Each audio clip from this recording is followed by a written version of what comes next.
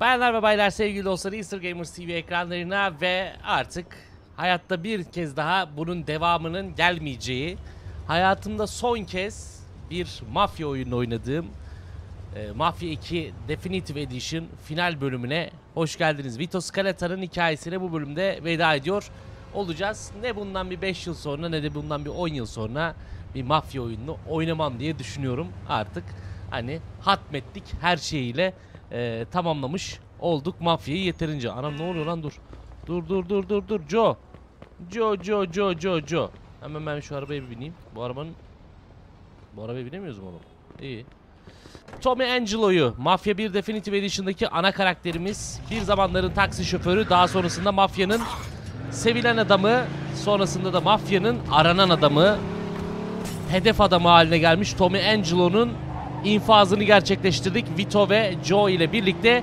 Ve şimdi Playboy dergilerine, Videosu'ya, 1950'li 60'lı yıllara, Joe'ya ve dahasına veda vakti efendim. Haydi bakalım, let's go.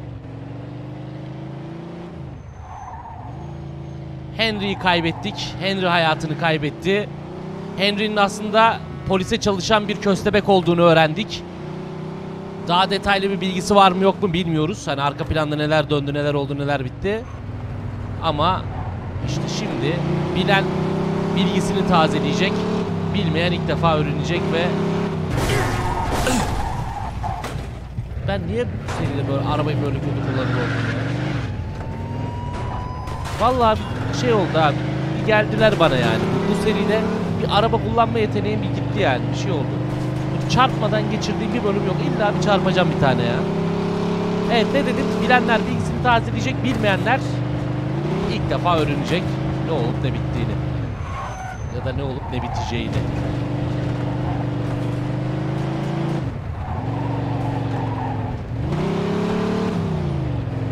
Araba ne hale geldi ya. Allah çupamuğuna döndü araba. Eciş bücüş oldu araba ya. Eciş bücüş.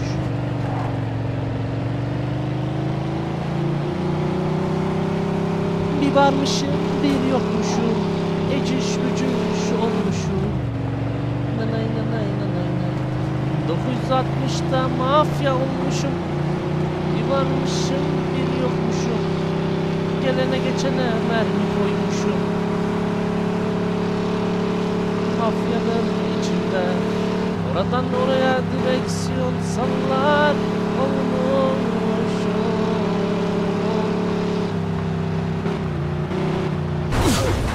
Araba gördün mü durmam, çarparım. Sudan çıkmaz ben ağlarım. Kaldıramadı. Oyun dedi ki sen söyleme, ne olursun sus dedi oyun. Oyun dedi ki ne olursun. Bak ne olursun ya. Ne olursun sus dedi oyun. Müthiş susturdu bizi. Gitti boğdu abi direkt. Bitirdi bizi. Hop dur. Ölür müsün öldürür müsün? Ölür müsün öldürür müsün? Dursanız oğlum. İnsan önüne geliyor ya. Önüne insan geldi senin ya. Memur bey durun.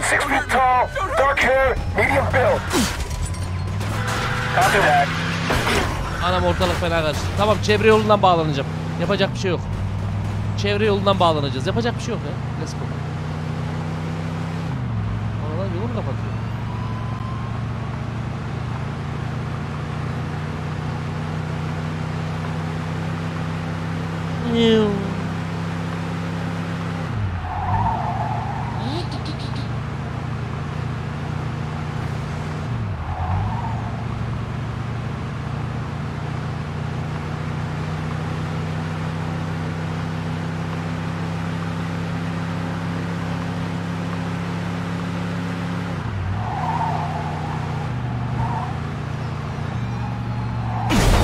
Allah'ım.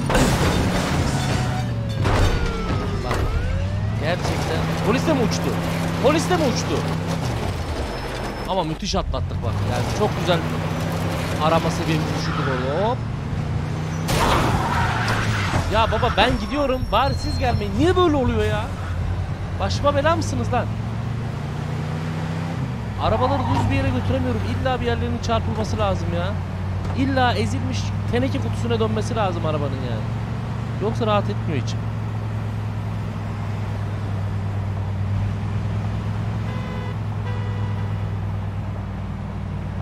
Ihtan şöyle ilerleyip bir anda mı hızlansam? Vallahi fark etmedim. Memur Bey, kartal gibi gözleriniz var maşallah. Efendim bu arada elbette bu bir final bölümü. Final bölümünde beğenilerinize ve yorumlarınıza her zaman açık. Videoyu beğendiyseniz alttan beğenmeyi, kanala abone olmayı ve bildirim çanını açmayı ihmal etmeyin efendim. Teşekkür ediyorum tüm destekleriniz için.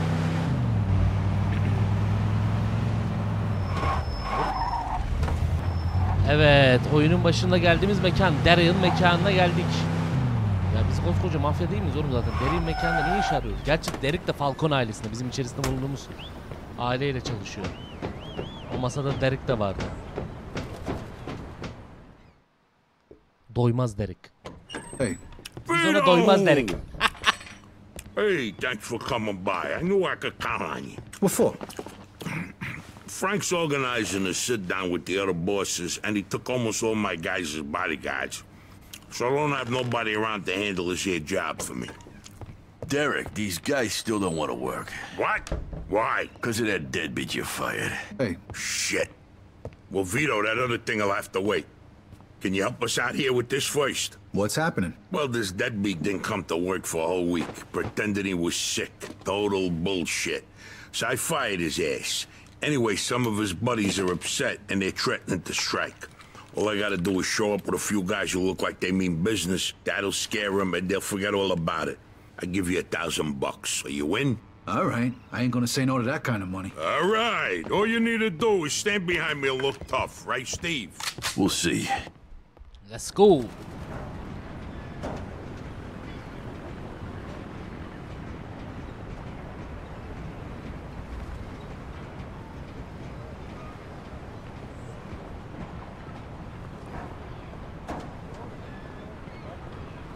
Oğlum mekan mı basıyoruz? Hayırdır? Really think who the fuck they are.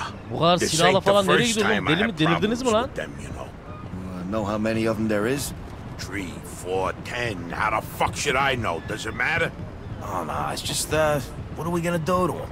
All depends on how the labor negotiations go. Just let me do all the talking. I don't need just opening your mouths and proving how stunad you are. Ayıp oluyor ama ha. Sersem falan ayıp oluyor.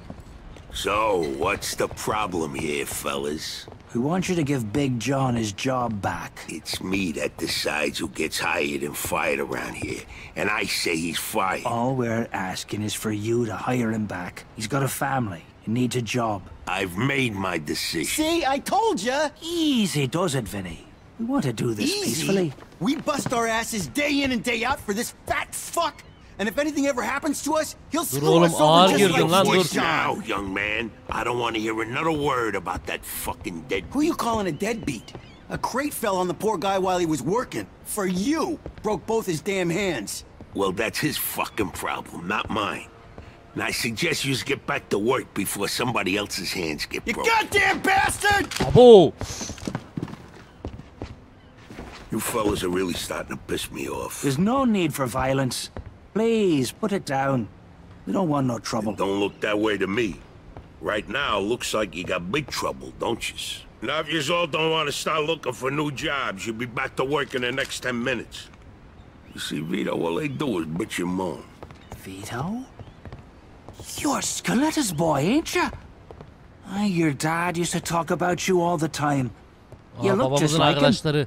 But what are you doing working for this bastard? After what he did to your old Shut man? your fucking mouth. Right Ne yaptı lan now. babamıza? Don't listen to him, Vito. He's full of shit. Come on, let's go. Full of shit, huh? That bastard killed your father, Vito. What? Ne They're diyorsunuz lan? just trying to get under your skin. Derek? Hey, stop pointing that gun Why at me. don't you ask him how your dad drowned that night? We seen him take a walk with Steve. And then Steve come back alone. And all Onun bunun wet. çocuğu. Stop pointing that thing at me. What the hell happened with my father, Derek? Are you nuts or what? Who are you gonna trust, me or these now unemployed losers? We known each other for a long time, Vito. Think of all the things. Kes lan sesini. Zıp Dive in çıktı. and try to save him? Because he wouldn't stay underwater. Bak bak onun bunun çocuğuna Vito, you bak. swore an oath. I was there. Our loyalty to the family is greater than to our own family. Bırak lan Tell ailene that to sokarım my şimdi. mother. Should I kill him? No, not here. We'll settle things with him later. You disappoint me, Vito. You really do. Oğlum I'm kaybol git gonna do lan. a hell of a lot more than disappoint you, Derek. Pompalıyı vurmayayım şimdi göbeğine. Onun bunun çocuğu. Your dad. Not right now. I gotta get that fuck before he runs away. Time to teach that fat fuck a lesson. Vinny, where'd you diyorsunuz get ya? that? Doesn't matter. Abi o zaman mevzu Okay, the bismillah. odds are even. Babamın Now kanı let's yerde teach that kalmasın. fat fuck a lesson. All right, follow me, guys.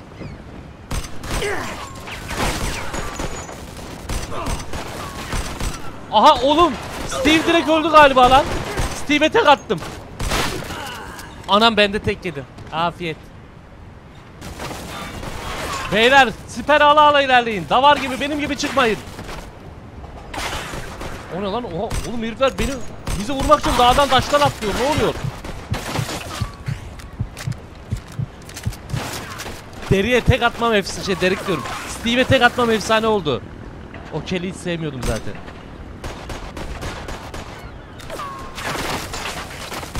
Bir de ağır göstermek için kendini sesini kalınlaştırıyordu. Ya Derek. Aynen Derek. Evet Derek. Anam.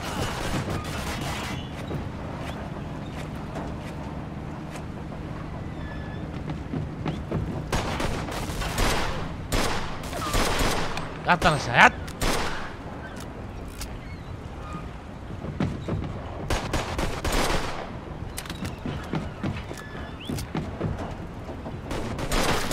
Onun bunun Derek. Derek diyorum, onun bunun Stevie.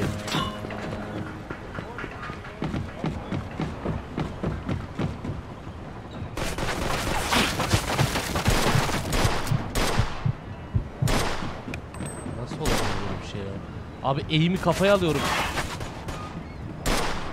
Ya merminin iz düşümüne edeyim ya.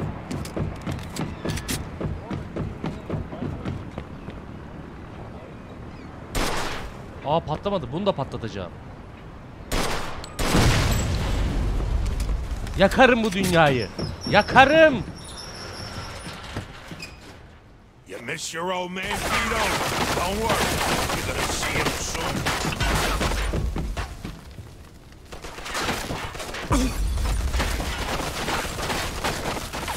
Oğlum molotof atıyor. You're making the biggest mistake of your life.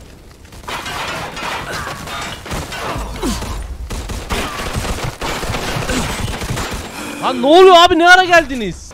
Sıkmayın lan. Sıkmayın. When we're done with you, I'm gonna feed you to the rats. Kim kimi yediriyor göreceğiz eşşi olacak şey.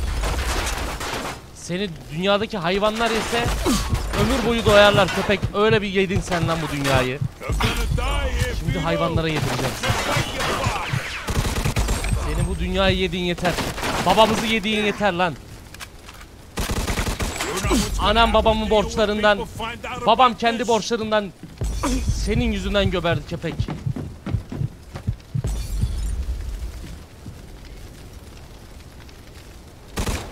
What do you think of Vito? Kafaya You koymadın think you mı? could just fucking do something like this? I'd spent my whole life trying Abi inanılmaz. not to make the Onun same bunun mistakes çocuğu. my old man did. Then I find out I'm following in his footsteps. It was good to finally know the truth, though. And Derek's death also helped me resolve another problem.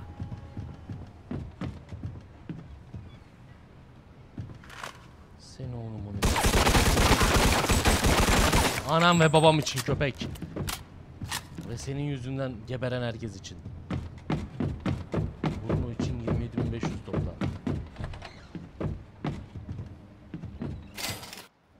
Whoa. Looks like I just found Derek's retirement funds. 22.438. Bizde de vardı bu iş, tamam. Hey, Vito. Parayı emmilere verelim. What about the cops?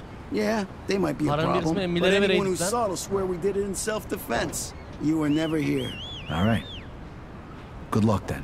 Jesus, Mary and Joseph. Allah'a emanetsiniz. God Allah gözünüzü help you. açtığınız için Allah razı olsun. Babamızın, anamızın üzüntüsü, babamızın kanı yerde kalmadı. Ulan arabayı vurmayaydım iyiydi. Ben de gaza geldim, arabayı vurdum. Biner giderdik şimdi ya. Bazen elimin ayarı yok ya. Bazen bir sonraki adımı düşünmüyorum ya. Evet. Gaza geliyorum.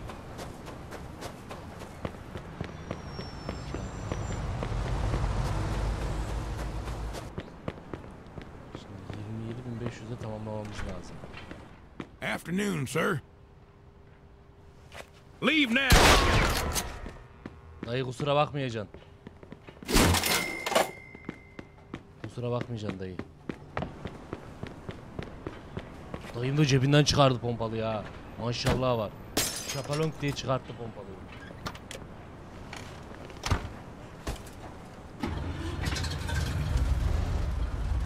Pompalıyı oraya nasıl sokmuş ya?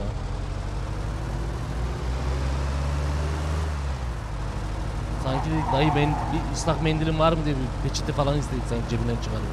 Ne yaptı? Dedim sokmuş oraya pompalıyı.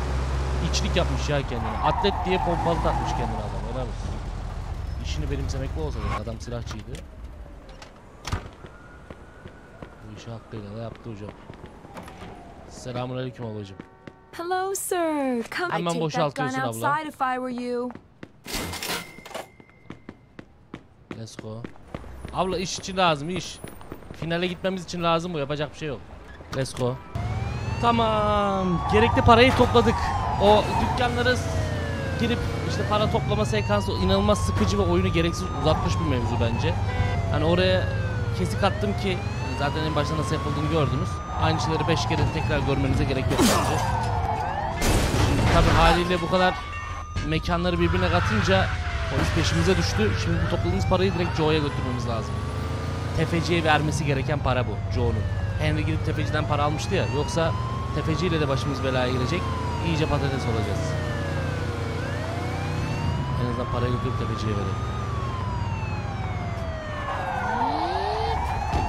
Hoppa. Güzel atlattık. Let's go.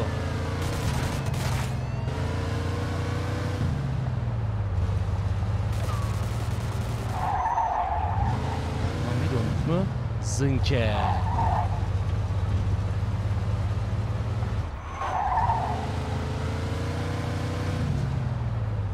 Güzel güzel güzel.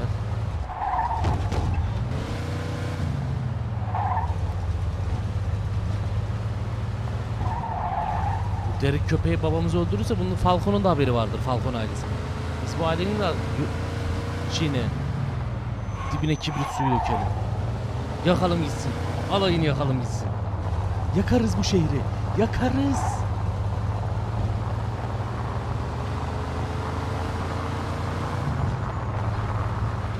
Babamız bunlara paspas çekmedi diye, buyruk etmedi diye adamı, çoluğunu çocuğunu geçindirmek için 3 kuruş 5 kuruş kazanan adamı yok etmişler. Boğarak öldürmüşler. Ümmünüzdeyim oğlum. Hem burada hem öbür tarafta. Yani Vito Skeleton'ın iç sesi böyledir diye düşünüyorum şu anda. Lan Joe, kalk lan. Biz nelerle uğraşıyoruz, sen ne yapıyorsun hayvan? Joe wasn't home. At first I thought he was just running a little late, so I went to grab something to eat.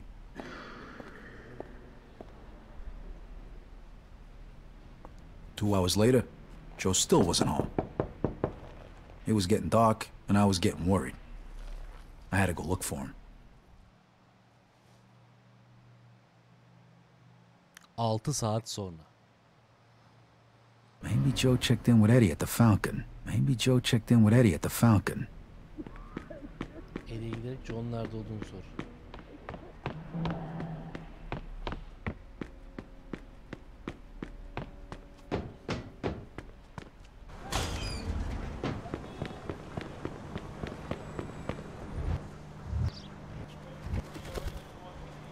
Abi araba bırakmamışım.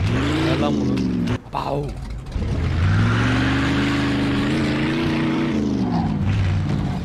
Ne var ya? Fare gibi kaçıyor valla. faresi.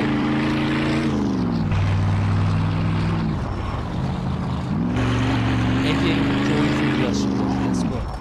Suspect is about 6 feet tall, dark hair, medium build. Sal artık, finale geldik. Sal ya. Biz bir salın, işimizi yapalım lan. Joe'muzu bulalım, hikayemizi ilerletelim. Durun oğlum.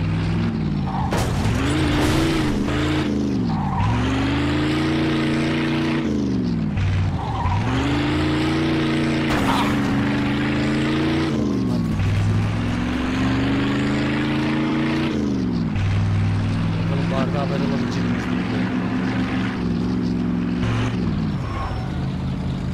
Joe'nun nerede olduğunu.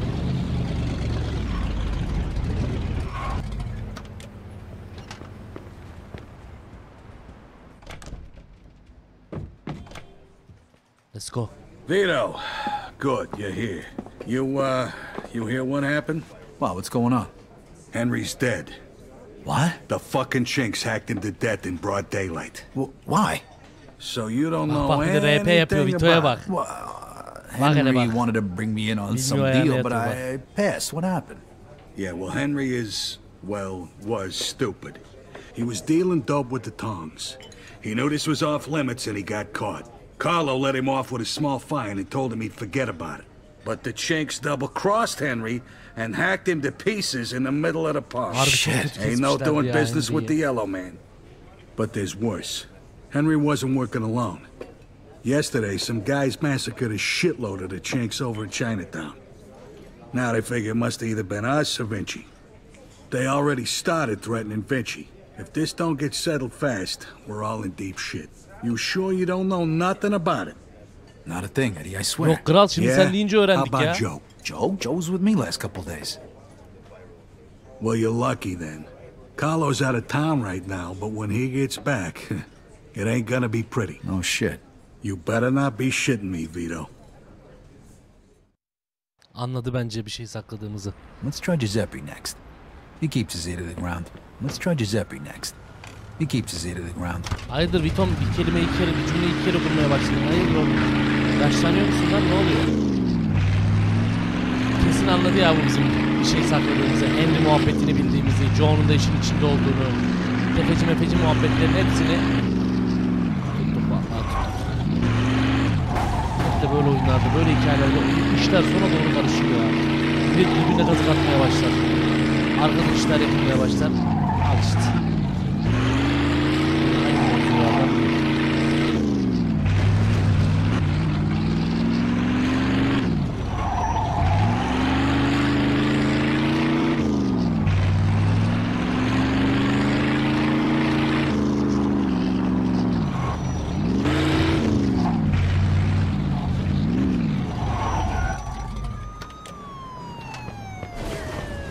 Durun oğlum, davar gibi girdi ya. Giuseppe ne yaptı acaba? Dur bakalım. Biliyor mu Joe ile ilgili bir şey falan? Hey, Giuseppe, I'm looking for Joe Barbaro. Was he here today? Hello, Vito. Yeah, Joe came by today. Great, I've been looking for him the whole day. Did he say where he was heading? Well, no, he didn't. I don't think he knew himself. How come? Well, he was looking for a job, but before we managed to finish a conversation, Nasıl lan, kim? a few guys came and took him away. What? Çinliler mi? Japonlar mı? It was Vinci's people. They said Mr. Vinci wanted a word with him. You know where they would have went? No lo Bay so. Vinci şey Maybe işte. to the bar, the Mona Lisa. Bizim şehir dışına Is something gönderdiğimiz wrong? dayı vardı ya. Onun sure. patronu aynı zamanda işte hani uyuşturucu They işi say yok we're not on the beyler best diye. of terms with Mr. Vinci these days. Yeah, Joe didn't look too happy. I got a bad feeling about this. I better go find out what's going on. I hope it's nothing serious. Buona fortuna, Vito. Görüşürüz Giuseppe. Ciao, ragazzo. Joe'yu bul ve kurtar. Vah benim kardeşim. Vah benim yavrum. Let's go, let's go, let's go. Zınk diye gitmemiz lazım.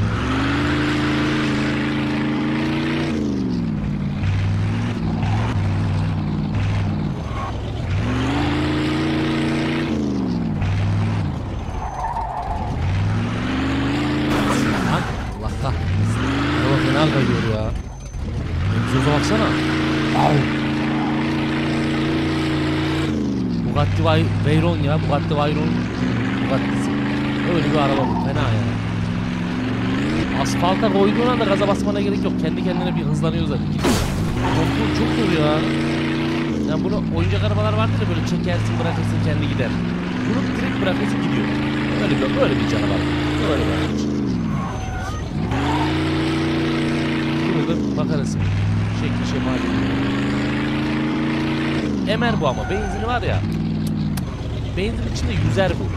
Öyle de bir şey var, huyu var. Emanetle gireyim de ne olur ne olmaz. Freeze and maybe I won't kill you. Ağır olan da var. Look at the balls on this guy. Nice to see you too. Don't move a muscle. Come on. Listen to the friendly bartender and stop fucking around, Vito. Now, first of all, I gotta ask you to slowly toss your guns on the floor. No funny business neither. The bartender's got the itchiest trigger finger in town, huh? I'm not armed. Okay, so what are you doing here, Vito? We wasn't expecting you. I'm looking for Joe Barbaro. I heard some of your guys picked him up. Maybe. What are you trying to pull? Me and Joe didn't do nothing to you. Mr. Vinci doesn't seem to think so. He wanted a few things explained to him, so that's what Joe is doing. And since you've stopped by, why don't we go and join them? And what if I don't want to? These guns say you do. But don't worry, it's got a hell of a view. Oy. Hadi buyurun. Ben emaneti çekerek giriyorum içeri. Bir bildiğimiz var herhalde. Bir dar tak tak tak gireydik ya. Shit. Ah. Hey, what's up, Joe? Hala aynı gömlek. Oo, bacağına mı sıkmışlar lan? Take a leak. Great. But can you explain to me why the fuck we're here? That old fuck Vinci can't see what's going on right in front of his face. And he thinks I can explain it to him. Idiot. Oh, the happy couple is here already. Vinci. Welcome, Vito. What's going on? You got no reason to treat us like this. No reason? No reason? First, the business with Leo. And then all hell breaks out in the city. The chinks, they're going nuts. Everybody's fighting like lunatics. And now, those yellow bastards are threatening to kill me. It's out of fucking control. Now, I'm too old for Abi this Henry shit, yüzünden so you're bizlik bir gonna şey yok tell ya. me what the hell's going on here. Come on, I'm all ears. Mr. Vinci, look, I don't know what the hell's going on here. Believe me, me and Joe ain't got nothing to do with it. That ain't what I wanna hear. Yeah, well, that's your problem. Because we don't know shit about any of this. That's too bad.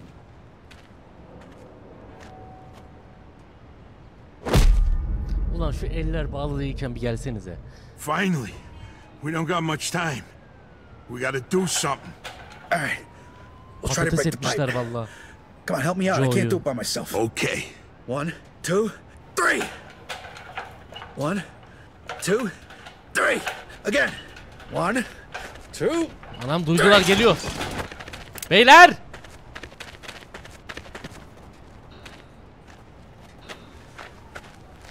Uy! Fuck you! You filthy fuck! Come on! Come on, you fuck! Silah var mı? Silah var mı? Aha. Gel peşimden. Almadım oğlum silahı. Ha.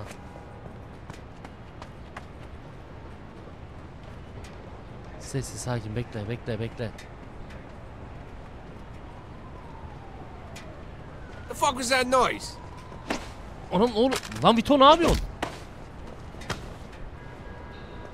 Hay maşallah. Adama hani yüzünü görüp bir şey kattı herife.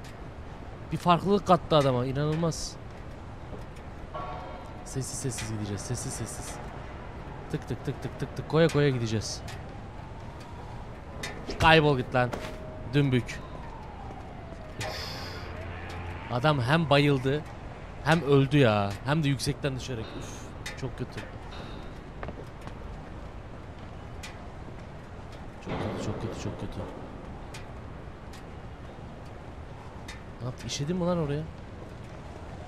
The fuck was that noise? Shit, they're loose! Shit, they're Oğlum nasıl? Vito niye köyle vurmuyor? Niye öldürmüyorsun Vito? Ya yemin ediyorum bir garip bir oyun ya. Bunun Definitive Edition versiyonunda oyunu düzeltmeleri, daha iyi hale getirmeleri gerekirken oyunu bozmuşlar ya. İnanılmaz, cidden inanılmaz. Gerçekten inanılmaz ya.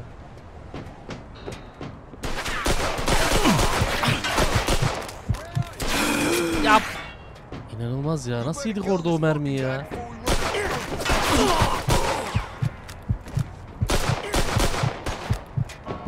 Abi altı patları sevmiyorum ya.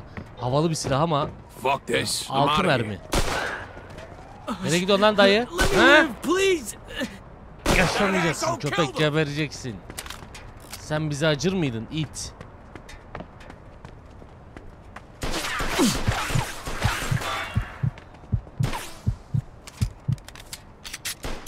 Yat lan aşağı, yat.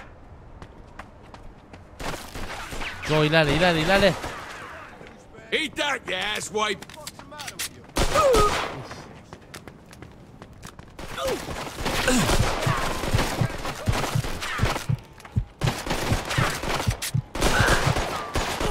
Arkam sen de Joe, aynen arkam sende kankam.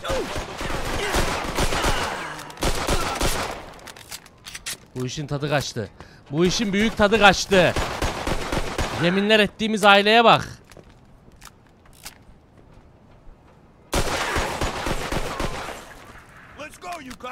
Bir çırpıda adam silmek ne kadar kolaymış ya. Ha? Bir çırpıda insan silmek ne kadar kolaymış. You go first.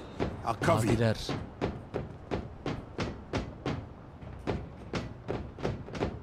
Where the fuck you think you're going? Ya sus. Varma yerimizi belli etme. Vito.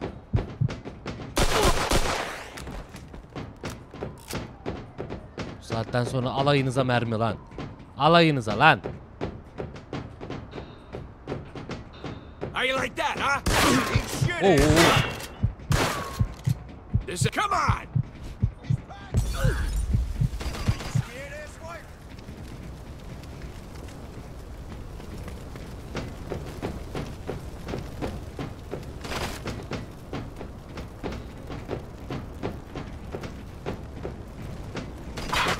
Joe beklemede kal. Vito, come here. This should be the way out. Lan!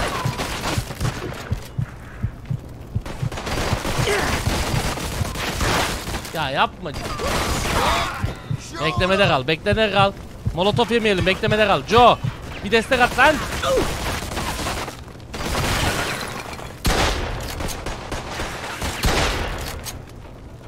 Tipsiz bebe.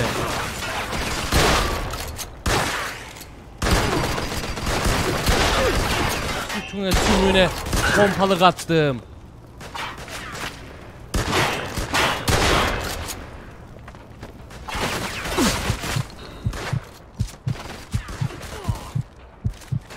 Joe arkadan gelmesinler.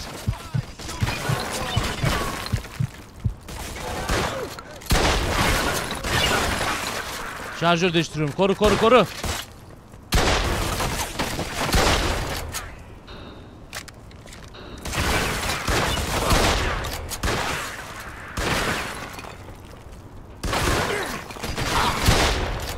Mümkün değil ya. Gelmeyin oğlum artık yeter. Doğuyor musunuz arkadan? Üretiminiz mi var sizin arkada? Neymiş bu ya? Aman bir yardımcı olma Joe. Aman ha. Aman eline yapışır. Yardımcı olursan.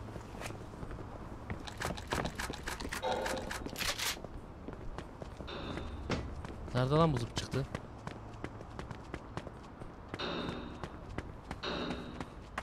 Let's go, gidiyoruz. Nereden çıkış?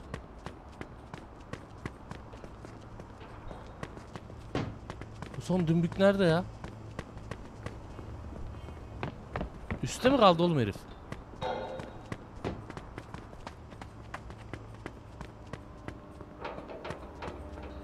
Tamam buralardan değil. Tamam merdivenden gideceğiz. Let's go.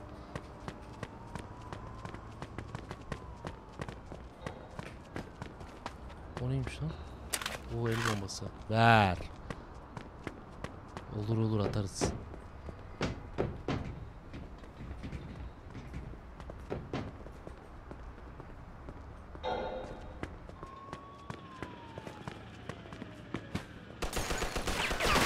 Bak nasıl geldiler hemen ya.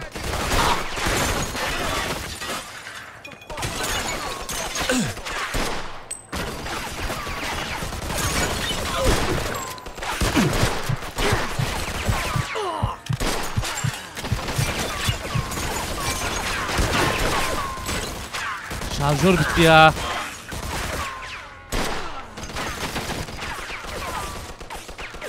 Çıkar lan oradan kendine. Almış bir de taramalıyı. Boncuk atıyor sanki.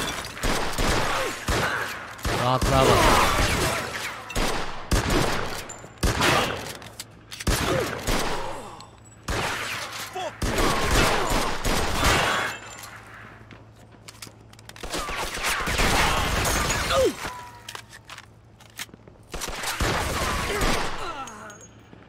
Kafaya tek atacaksın Joe. Avel gibi bakmayacaksın. Aynen. Sandım az önce.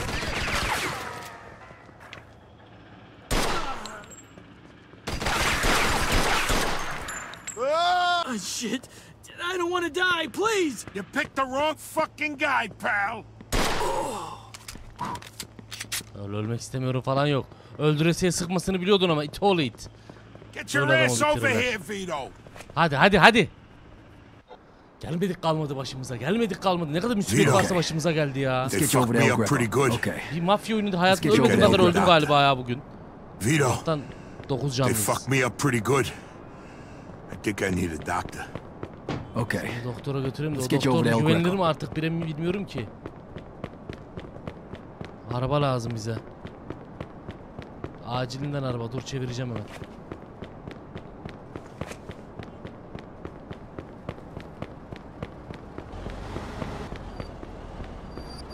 Hey, yo, get out. Suspect is about 6 feet tall, dark hair, medium build.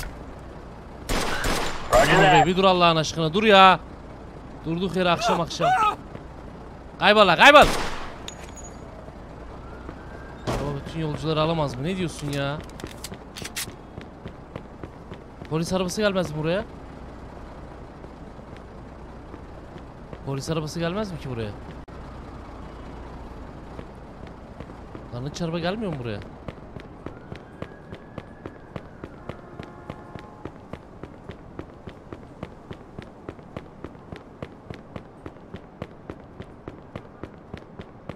Oğlum niye sokaklar bomboş? Ne oluyor ya? Koşarak mı gideceğiz oğlum biz bu yere? Bu neymiş? Atla. Saatlerdir dolanıyorum. Bug oldu oyunda. Hata oldu. Arabalar kayboldu arkadaş. Böyle bir şey olabilir mi ya? El Greco's gonna fix you. Chest, yeah. El Greco's gonna fix you. Sure. The more you whine about it, the worse it's gonna be. Listen, Vito. The more you whine about it, the worse it's Ne gonna oldu be. oğlum? Hey, we're in this together, Coming right? after me. Just like always. And almost getting yourself Now killed. just So sit listen, the fuck Vito. back before you get blood all over my pants and I really do Thanks. stab you in the chest. Abo! We're in this together, Oyun right? öldü şu Just an. like always. Picked a hell of a time to turn Now into just a sit the fucking fuck back comedian. before you get blood all over my pants and I really do stab you in the chest. Oh, you picked a hell of a time to turn into a fucking comedian. Final bölümüne yakışır bozukluklar ya. Final bölümüne yakışır. Bug'lar, hatalar ya.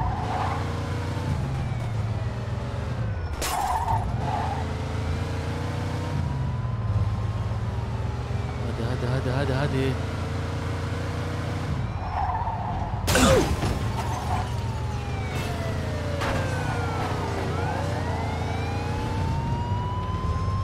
Let's go.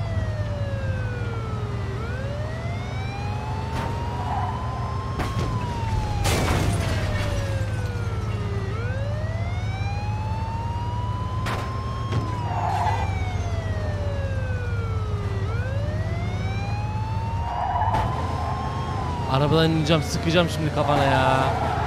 Ya sen bunu istiyorsun ha. Use extreme caution. Use of automatic weapons is authorized. Atla acı. Atla basıp gidelim hemen. İlla bunu istiyorsunuz ya. İlla olay çıksın istiyorsunuz ya. İlla bir doğaçlama yapalım istiyorsunuz orada.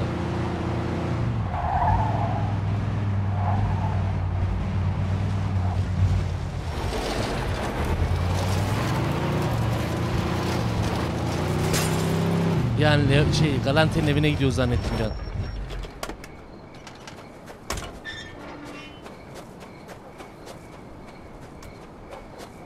Greco. a hand? I can make it. İyisin, iyisin, bir şey What do yok, you want me to do iyisin. with the money? Take it to Bruno. All right.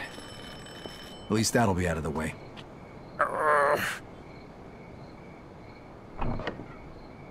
Good evening, gentlemen. Whoa, what happened to you? Hey, Doc. I got my ass kicked and I'm coughing up blood. What is happening today? One of your guys is already here. Who?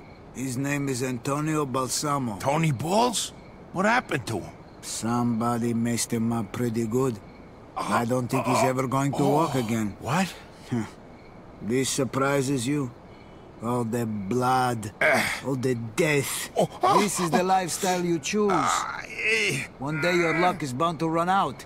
The next time, it could be you. And off with the sermon, Doc. You have time to treat Joe? Yes, but you'll have to wait a minute while I fix Antonio up. That's okay, Doc. All right, come in. Make sure you settle things with Bruno, okay? And Vito. Thanks. Sure thing. Feel better.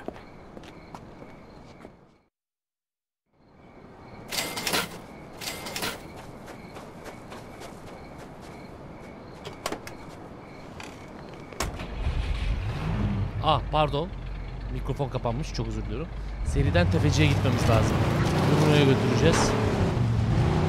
Doktor Joe ile ilgilenirken Greco, biz de tefeci olan borcu vermeye gideceğiz. Let's go.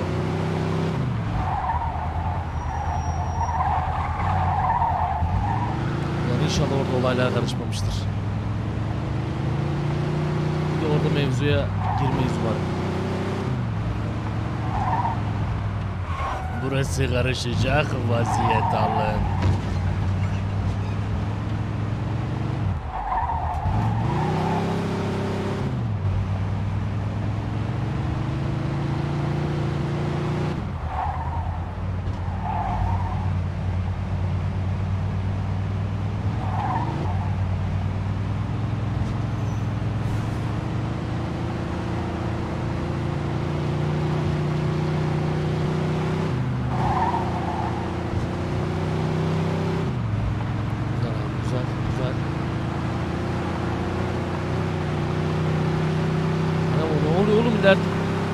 Tünelin sonunda ışık mı o? Ne o? Işığa doğru gidiyoruz. Bu nasıl bir lamba ışığıyım? Nasıl bir lamba parlaması? Bir yavaş. Niye kırıyorsun sola ya? Ya dümdüz yoluna gidiyorsun. Niye sola sinyal vermeden dönüyorsun ya? Niye geçiyorsun sola? Dümdüz git yoluna işte. Allah Allah. Herkes bir aksiyon arıyor ya. Herkes bu adrenalin peşinde, bir aksiyon peşinde ya.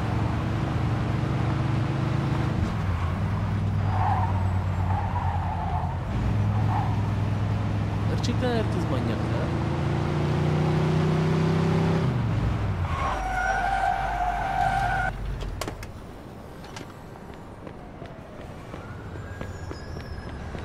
Aa, tefecinin girişi arkada değil. Böyle kapıdan, ana kapıdan giriş tefeci mi olur lan? Arka sokak, arka kapıya gitmemiz lazım.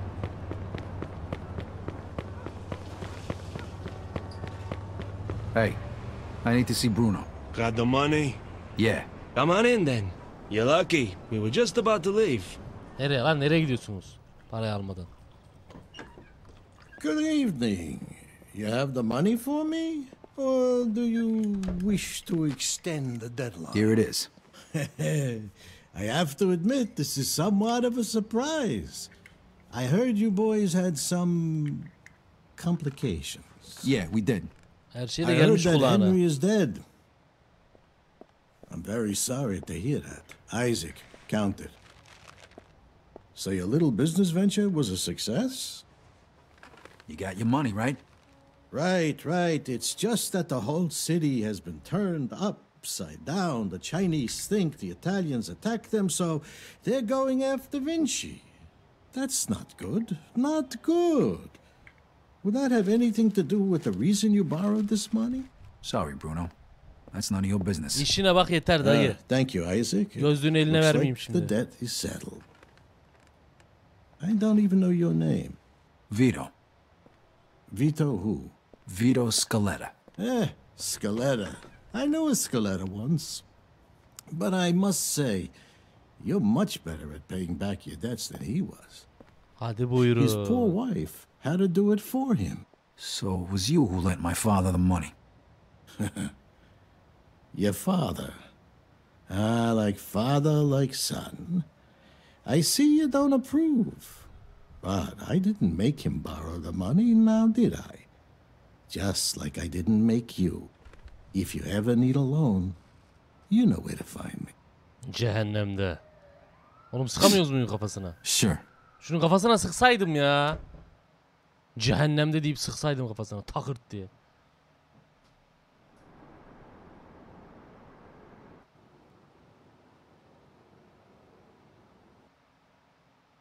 Ve 15. bölüm. Yani final bölümü. Peraspera d'Astra. Oyster Bay. 26 Eylül 1951. I couldn't sleep. Things were bad. And they were only gonna get worse. The truth was gonna come out sooner or later. And then we were gonna have Falcone after us along with the Chinese and Vinci. This wasn't how I imagined it when we were starting out. I dreamed of money, cars, women, respect, freedom. I guess I ended up getting all that, more or less. But along with it came prison, living in constant fear, and the blood of my friends. I ducked it as long as I could, but it was finally catching up with me. It was all just a matter of time.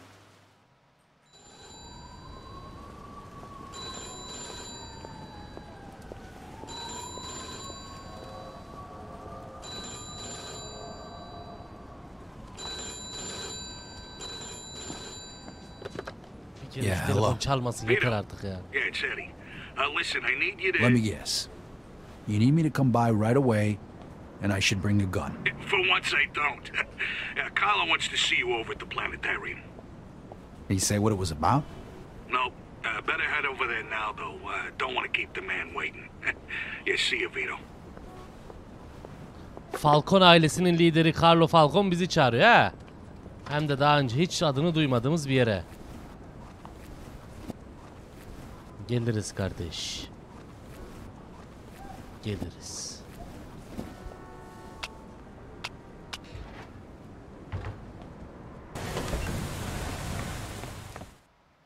Yağmur gibi yağar geliriz. Mr. Scaletta, can you get in, please? Hey, old man. What are you doing back? Just get in the damn car. Now. Hadi buyurun. And you are... This is our friend. Ramiz dayı geri döndü. Abi lan çık çık. What is this? This is about you. Çin mantısını da getirmiş yanında. Started a fucking war. Bağırma bana dayı, ne bağırıyorsun? Don't fuck with me, boy. I've probably forgotten more about this business than you'll ever learn. Half our guys are dead. Half of Mr. Chu's guys are dead. And now the feds are breathing down everybody's necks. Because of you. Leo, listen. You listen. If it wasn't for me, you would have already been taken care of. So you're gonna listen to what I have to say, and you're gonna listen good. What you did in Chinatown, that was because of that cocksucker Henry, right? You know who he was working for when he died? Ay niye gözünü sola bakıyor lan? He was working for the feds. Ha bak, Henry ulan Henry. That's why Mr. Chu's people did what they did. And that's why the feds are going after Carlo now. But I don't forget my friends, Vito. You did for me, so I did for you. I called in a few favors. Got you one chance to make this right. Okay, I'm listening. You're gonna get rid of Carlo. Do us all a favor. And if I refuse? You die. Frank and the rest of the commission want you dead. So does Mr. Chu. And to top it all off, you vouched for a rat. You think Carlo's gonna let that slide? You're a dead man walking. When? Now. Every minute we wait is another minute we give to the feds. He's holed up at that observatory. Nasıl kafasını döndürdü lan öyle? You know something's up. Carlo Falcone is a lot of things, but stupid ain't one of them. Dayı hiç gözümüze bakmadı ya. All right. Yüzü gözü ayrı oynuyor vallahi herif. Tansiyon düştü nedir? This is your last chance.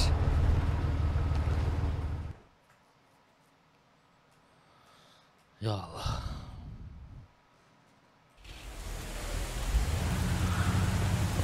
Carlo Falcone'u öldür. Hadi bismillah.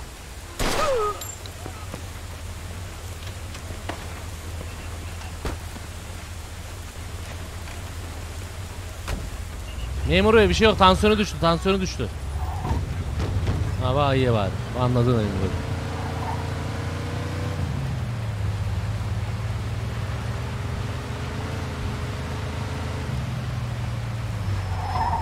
İçerisinde huzur, mutluluk ve istediğimiz her şeyi bulacağımızı düşündüğümüz Falcone ailesi bizim ya sonumuz olacak ya da biz onların sonu olacağız.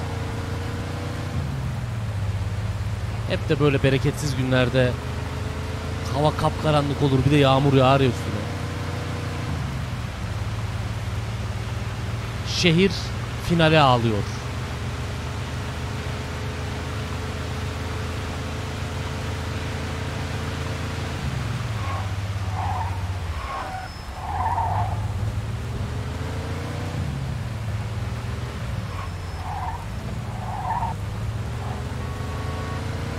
Güzel. Aralardan güzel kaykıldık.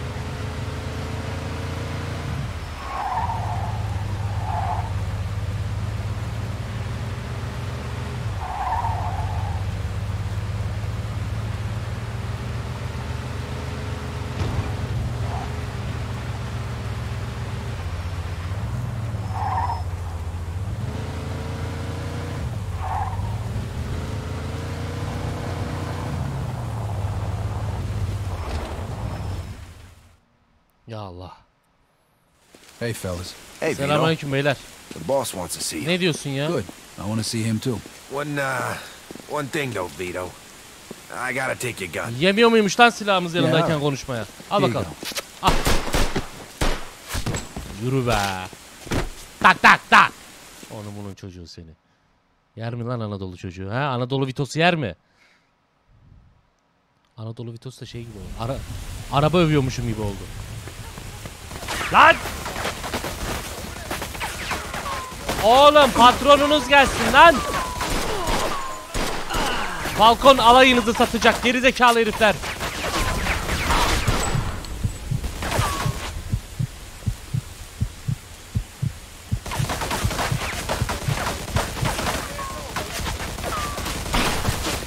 Abi ya anlamsız ölüyorum ya. Bu anlamsız ölüşlerden gına geldi ya.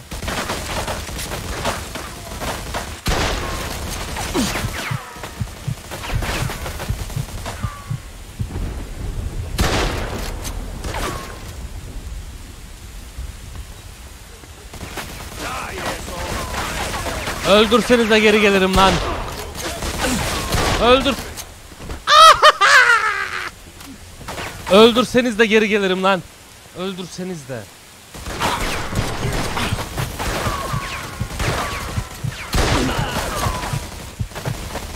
Toparla Yiğido kendini. Toparla kendini. Toparla.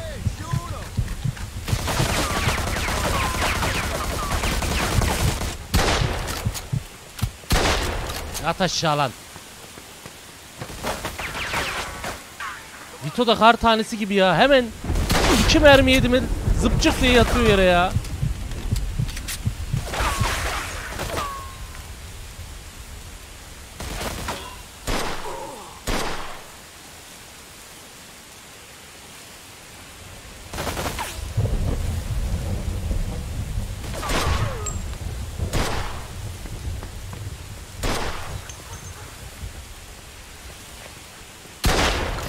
Zımdık. Onu ben alayım.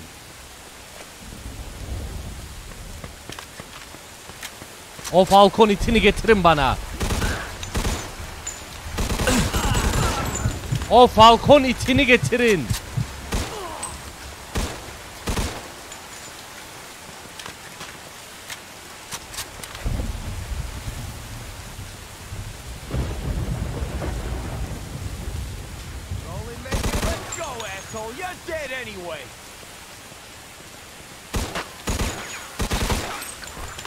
Aptal herif.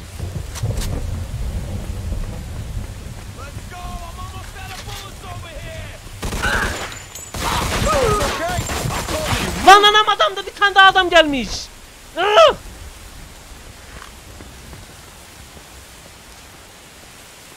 Çıkın lan ortaya.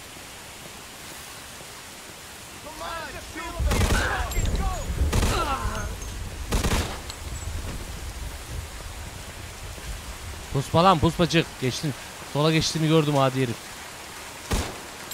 Kurtarmaz oğlum. Falcon'u size o verdiği kanlı silahlar sizi kurtarmaz. Arkadaş buradan çok öldüreceğiz mi? Talihsizlik bu ya. Vallahi çok bekliyorum ya. Ya hayatımdaki en şanssız video çekim anı olabilir ya. Bu kadar ölüm. Bu kadar hata.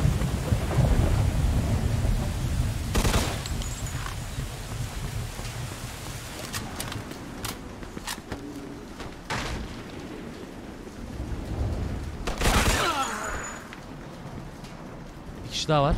Var mı? Uy! Kaçamadım ki. Aklımı yitirdim ya. Adımı unuttum. Ne yaptın? Hayvan öyle atılır mı o?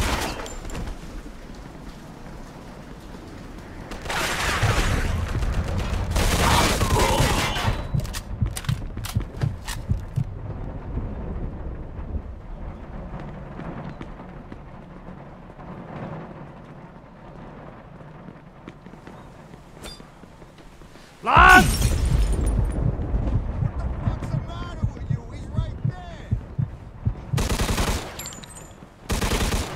Koşu yoluna bomba atmak nedir arkadaş? Koşu yoluna bomba ya. Kim öğretiyor oğlum size bunları? Falcon geliyorum köpek. Geliyorum adi herif, geliyorum. Bitireceğim seni.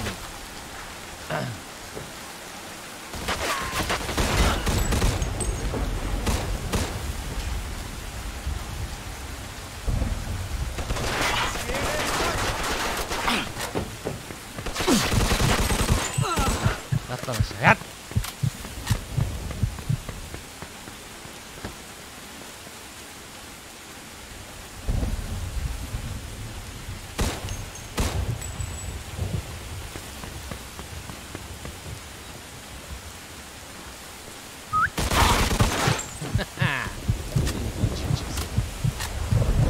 Let's go. Anam. Kontrolü hemen vermez diyordum ya.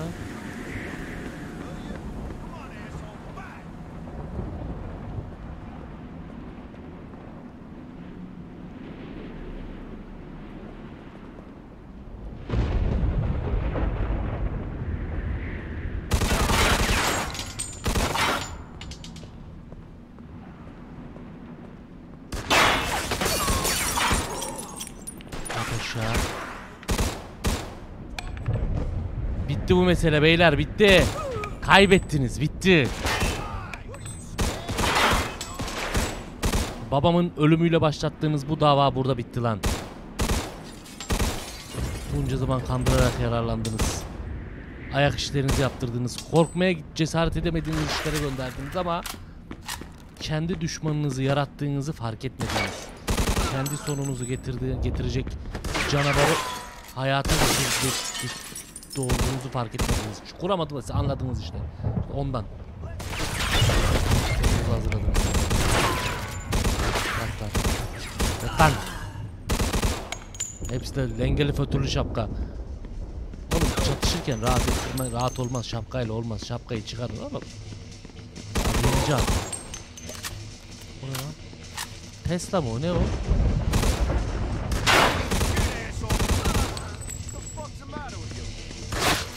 Mümkün değil. Bu bambaşka bir olay. Bambaşka bir detay bu artık ya. Az önceki vuruşa adam şuradan bana pompalıyla tek attı ya, ki canım varken yani. Şu anki canımla bana tek attı ya herif. Bu nasıl çıkmak ya?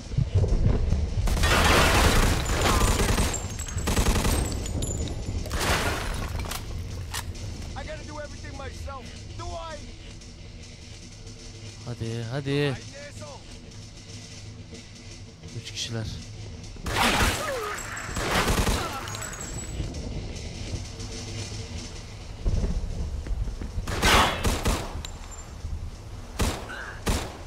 Oy.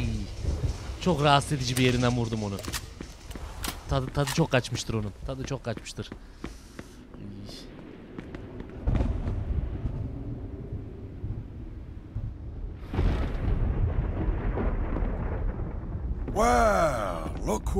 business. Onun bunun evladı. This is who they send?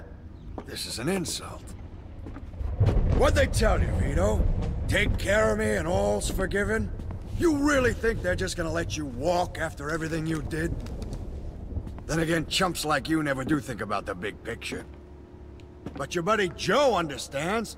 Don't you, Joe? What the fuck is this? I could ask you the same question. Loyalty's a funny thing, huh, Vito?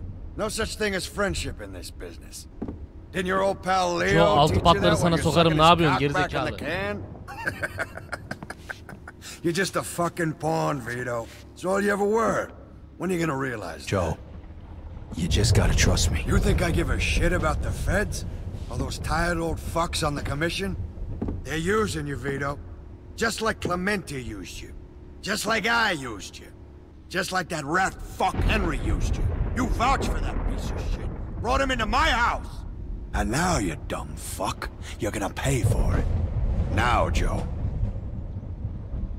Hey, if you're gonna pull that trigger, do it already. What are you waiting for? Vito, let's shoot this cocksucker. Remember what we talked On about, three. Joe? You're gonna throw all that away? Do it! 2. Now! Sık! İndirin köpeği. What are you scared, asshole? Oğlum bu arkadaşlık satılır mı zannediyorsunuz? Bu arkadaşlığı satın alabileceğinizi mi zannettiniz? İt oğlu itler.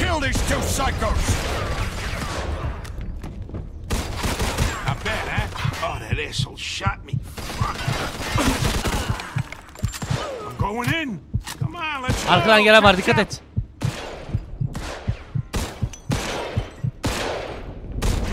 You dumb bastard, you don't stand a chance. You can't kill them all.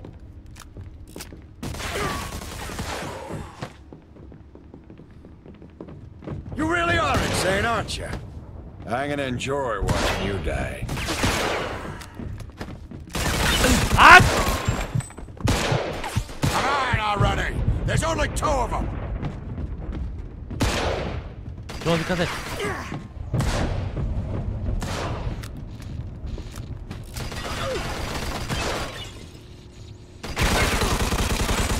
Falcon köpeği de geberdi. You know something, Carlo? For the last 10 years, all I done was kill.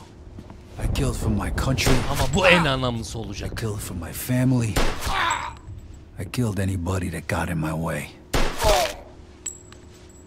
But this one's for me. Fuck you. Fucking prick.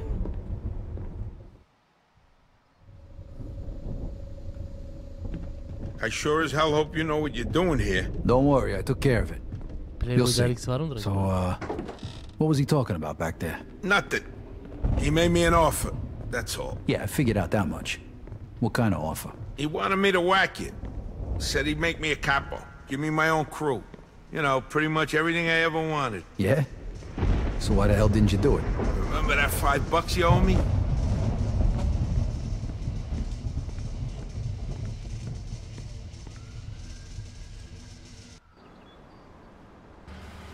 What the hell is this? It's all right, Joe. Is it done? It's done. All right, then. Looks like a celebration is in order. Come on, let's head to the cat house. Sounds good to me. Come with me, Vito. There's more we need to talk about. All right, we'll see you over there.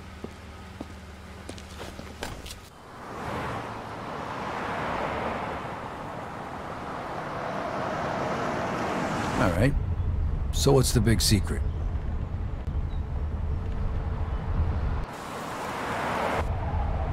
Hey, what the hell's going on? Where are they taking Joe? Sorry, kid. Joe wasn't part of our deal.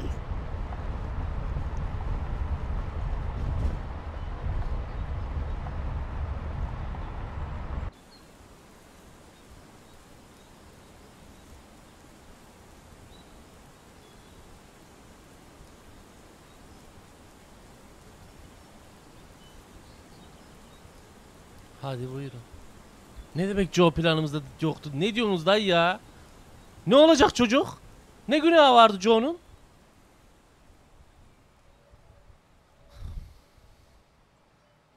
Evet. Efendim. Başından sonuna izleyen herkese. Vito'nun bu macerasını başından sona benimle paylaşan herkese sonsuz teşekkürler. Joe'ya ne oldu? Muallak. Vito deseniz büyük bir mafya ailesini girdiği mafya ortamının içerisine en üst noktalara gelip, hatta geri geldiğinde en altı, geri geldiğinde en üstü yaşayarak ve ihanete uğradığı herkesin de işini bitirerek, kendisinin de dediği gibi zamanında ülkem, ailem için adam öldürdüm diyen, son 10 yılımı adam öldürmekten başka bir şey yapmadım diyerek geçiren Vito'nun kendisi için öldürerek bir mafya ailesini yok ettiği hikayeyi sonlandırdık. Vito'nun hikayesi bundan sonrasında keşke adam akıllı bir oyun yapılmış olsaydı da Mafia 3 ya da Mafia'nın bir başka oyununda Joe'nun ve Vito'nun hikayesini çok daha net görebilseydik. Ama Mafia 3 o kadar kötü bir oyun ki hem Vito'ya hakaret, hem Mafia evrenine hakaret, hem de oyun dünyasının geneline hakaret gibi bir oyun. İzlediğiniz için teşekkür ederim. Bu iki kahramanın hikayesi, en azından kendi dünyalarının kahramanının hikayeleri burada tamamlandı. İzlediğiniz için sonsuz teşekkürler. Bu da son kez yeni bir oyunu çıkana kadar son kez Mafya oynayışımda efendim.